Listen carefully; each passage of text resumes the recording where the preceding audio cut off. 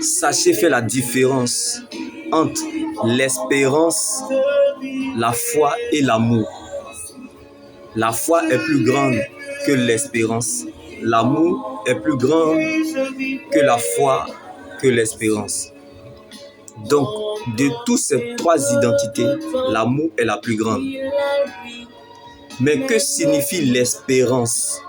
L'espérance, ce n'est pas parce que tu ne vois rien que ça ne viendra pas. Car nous appelons le futur de ce que nous conjuguons dans le présent.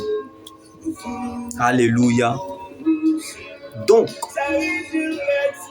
prends l'exemple de toutes ces femmes stériles qui étaient dans la Bible. Elles ne savaient pas qu'elles étaient enceintes. C'est ça qui est l'espérance.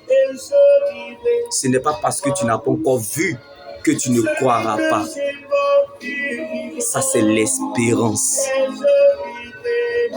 Mais la foi, c'est notre position. La foi, c'est posséder. La foi, c'est prendre. La foi, c'est une confiance. La foi, c'est imposer le règne de Dieu. La foi ne dépend pas des circonstances, mais c'est les circonstances qui dépendent de la foi. Alléluia. Donc ce ne sont pas les circonstances qui déterminent ta fin, mais c'est ce que tu es, tu le deviendras. Tu es ce que tu deviendras et non ce que tu traverses. C'est ça la foi.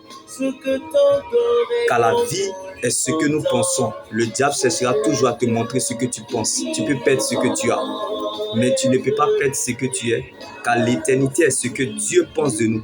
Donc Dieu te fera toujours apprécier ce que tu es. Car ce n'est pas la joie du moment qui compte pour Dieu, mais plutôt la finalité de son plan qu'il a déjà établi pour notre vie. Donc la fête changera de camp. Le diable cherchera toujours à te rappeler ton passé, parce qu'il sait qu'il ne pourra jamais changer ton avenir. Dans cette situation, elle ne sait même pas qu'elle est dans ta vie selon Dieu pour assurer ton avenir, comme Goliath a révélé David. Dans la bataille contre Goliath, l'Éternel est devenu serveur parce que David se trouvait dans la présence de Dieu. C'est trouver le plan de Dieu pour sa vie. Réussir sa vie. Alors attache-toi à ce que tu crois, à la parole de Dieu, comme la voix de Jésus a ressuscité Lazare. Il y a quelque chose que tu peux donner aux autres, quand bien même que tu n'as rien.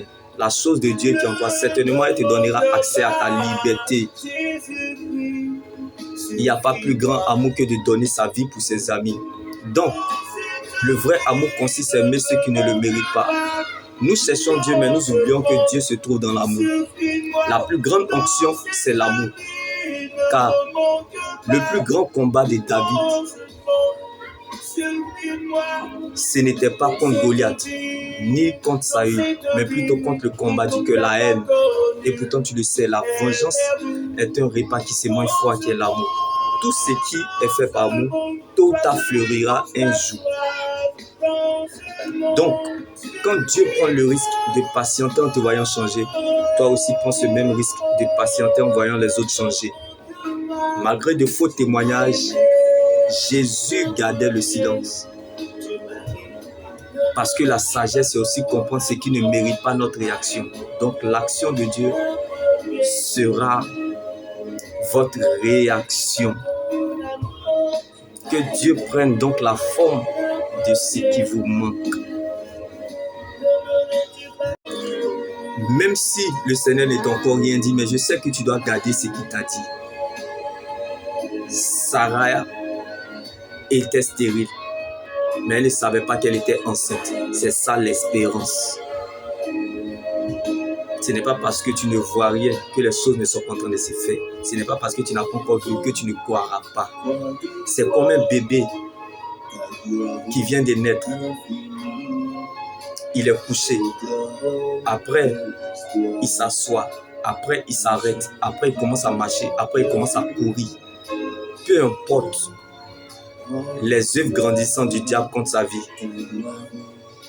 il va passer par toutes ces étapes-là afin de devenir un homme et vieillir. après il va mourir. C'est une certitude. Tu ne vois pas dans l'instant T, mais tu restes focalisé sur ce que Dieu est pour toi. Parce que c'est lui qui est il n'est pas un généraliste, mais un spécialiste dans ce domaine. C'est quelque chose qui va arriver, mais que tu ne vois pas à l'instant T. Mais tu as cette foi, tu as cette sensibilité dans le cœur qu'il y a quelque chose de nouveau qui se passe, il y a quelque chose de nouveau qui arrive. C'est ça, l'espérance en Dieu. On l'obtient par un cœur pur, un cœur honnête et un cœur sincère. Car c'est la sincérité qui attire l'attention de Dieu. C'est un vent que Dieu souffle en toi pour le futur. C'est une définition du futur que Dieu souffle à ton esprit. Ça peut être un songe, ça peut être par une conviction personnelle dans le cœur. Il y a des gens, peu importe ce qu'ils vivent, mais ils ont une certitude de ce qu'ils deviendront. C'est ça l'espérance. C'est une conviction. Alors, ce que vous ne devez pas ignorer, sachez que toute chose faite sans conviction est un péché. Provoque parfois des combats inattendus que Dieu n'a pas prévus. Donc le problème, ce n'est pas l'empoisonneur, mais le lieu où l'empoisonné se trouve. Donc le mal, c'est la maladie du péché et non le médecin Jésus. Car le péché est le plus grand poison parce qu'il ferme la bouche de notre témoignage et nous rend mendiants aux yeux de l'Éternel. Sans oublier que le péché produit la mort physique et spirituelle. Cette tristesse, selon Dieu, produit une repentance qui conduit au salut que l'on ne regrettera jamais, tandis que la tristesse du monde produit la mort. Comme le premier Adam est une âme vivante, si le ministère de la condamnation a été glorieux, c'est que le ministère de la justice est bien plus glorieux encore. Comme le dernier Adam est un esprit vivifiant. En effet, pensez donc à celui qui a enduré et supporté une telle opposition contre lui de la part des pécheurs, afin de ne pas vous laisser abattre par le découragement.